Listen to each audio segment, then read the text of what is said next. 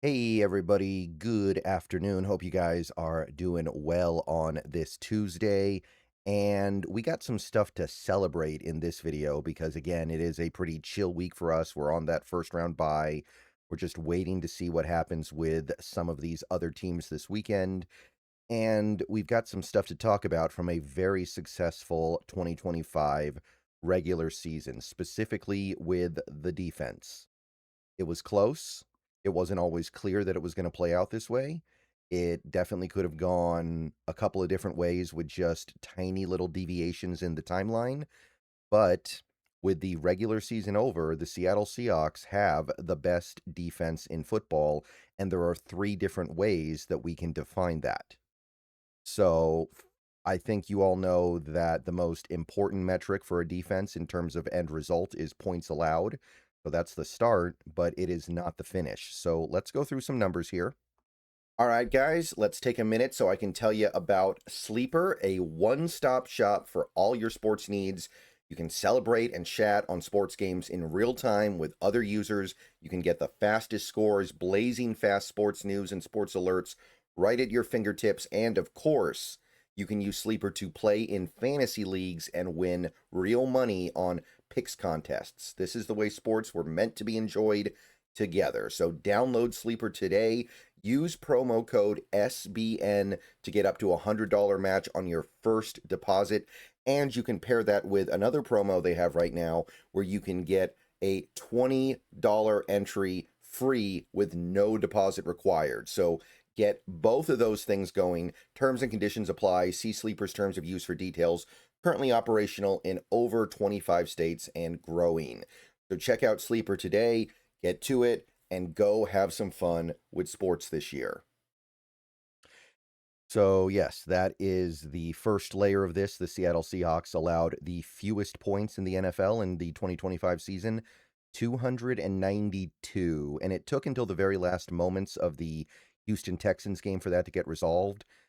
They went into the day on Sunday overwhelmingly big favorites to hold, but then they gave up 30 points to Indianapolis with their third string quarterback. And the final Indianapolis field goal of the day broke a tie and pushed them to 295. So Seattle ended up with the lowest points per game allowed by 3 points. Now, obviously, this did require Houston to bench some of their starters in the second half of that Indianapolis game, but they gave up a lot of points in the first half when they were playing starters as well. So it's not like it was completely a product of Houston not caring. And of course, Seattle's played backups in some of their games as well. So I'm pretty proud of this one. This was hard fought, and I do think that I would rather have this defense than any other defense in the NFL. But it's not just about the points per game allowed, even though obviously that's the most important number. I'm not talking about yards. And by the way, Seattle actually is not even top 5 in terms of fewest yards allowed per game or yards allowed, period. So they were a little bit more pliable and a little bit more movable than some of these other defenses, even if they didn't allow a lot of points. But I'm talking about something like EPA or EPA per play, however you want to define it exactly. The Seattle Seahawks also ended up with the best defense in the league by EPA per play allowed, negative 0.113. And for most of the year, Houston was in first place here as well. So that final game they had against Indianapolis really kind of tipped over their apple cart, and Seattle was able to take that final spot in the last day of the season, just barely edging out Houston's negative 0.108. So very, very impressive, very, very hard earned. I think it's the first time Seattle's led the league in defensive EPA per play since the Super Bowl team, because I believe there were one or two defenses that were a little bit better in 2014 and 2015. So if you want to go by this metric, which is one of my favorites, I love EPA per play. I think that it's a statistic that really does a good job capturing what is actually happening in football, even better than points per game. But if you believe in EPA per play, the Seattle also has the best defense. By the way, if you want to go a little bit deeper, just while we're here, if you go by rush EPA per play, Seattle is lapping the field, negative 0.206. Second place, New Orleans at negative 0.136. It's not even close. Seattle almost, well, I mean, there was a point in time where we almost had second place doubled up. Not necessarily the case now, but it's still a massive gap. So it's by far the best run defense in the league by EPA. Also by success rate, they're number one as well. 35.8% of runs against Seattle are deemed successful. So it's the best defense against the run according to all the advanced metrics. And this isn't the end of the story either. I'm a big EPA guy. I also like DVOA. And if you don't know about DVOA, definitely look it up. It's very complicated. I'm not going to get into it too much in this video. It would take too long.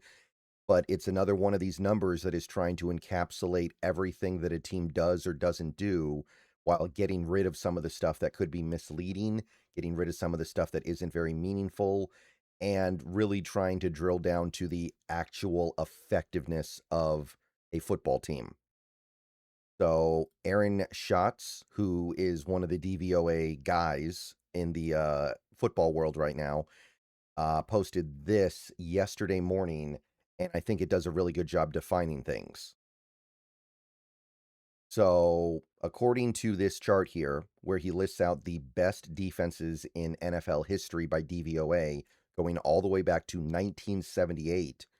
So basically, the entire time the Seahawks have existed, with the exception of their first two seasons, you can see that they've listed out some of the best defenses of all time: the 91 Eagles, the 02 Buccaneers, the Bears in the 80s, the mid-80s Bears, the 2018 Bears, kind of an interesting one there. I'll bet you didn't have that one on your bingo card, but you can see some of the great defenses in recent NFL history. The Seattle Seahawks are now on this list at 12th. So 1, 2, 3, 4, 5, 6, 7, 8, 9, 10, 11, 12. So not only were the Seahawks defensively the best team in the league in 2025 by DVOA, they were the best defense, or one of the best defenses in NFL history by DVOA. Negative 24.2%, if you take a look at the bottom right corner of the image here. So, however you want to slice it, these are, I think, three of the best ways to evaluate who has the best defense in football, or the best whatever in football, because you can also do it offensively as well. Seattle's up there, man. Seattle is up there. And note that the 2013 defense is not here. Do you know what that means? That means that by DVOA, this is the best Seahawks defense ever. Better than the 2013 team.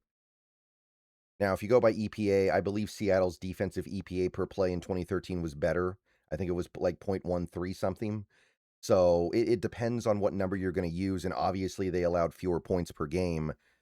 But these are three very compelling pieces of evidence that Seattle has the best defense in football. And the best defense in football is one heck of a thing to be bringing into the postseason. So all I can say is that I hope that it holds, and I hope that it ends up meaning something at the end of the season here. But that's three very, very big numbers telling me that Seattle is better than anybody else on the defensive side of the ball. All right, so let me know what you guys think. I'll see you guys later. Go Hawks. Might be another video later today, might not. But I'll be on Twitch later, I'm sure, either way. Everybody have a good rest of your day. Go Hawks. And celebrate, man. This might be the best defense in franchise history, and I don't think there's much of a debate at this point. It is the best defense in the league for 2025. All right, everyone have a good day. Go Hawks.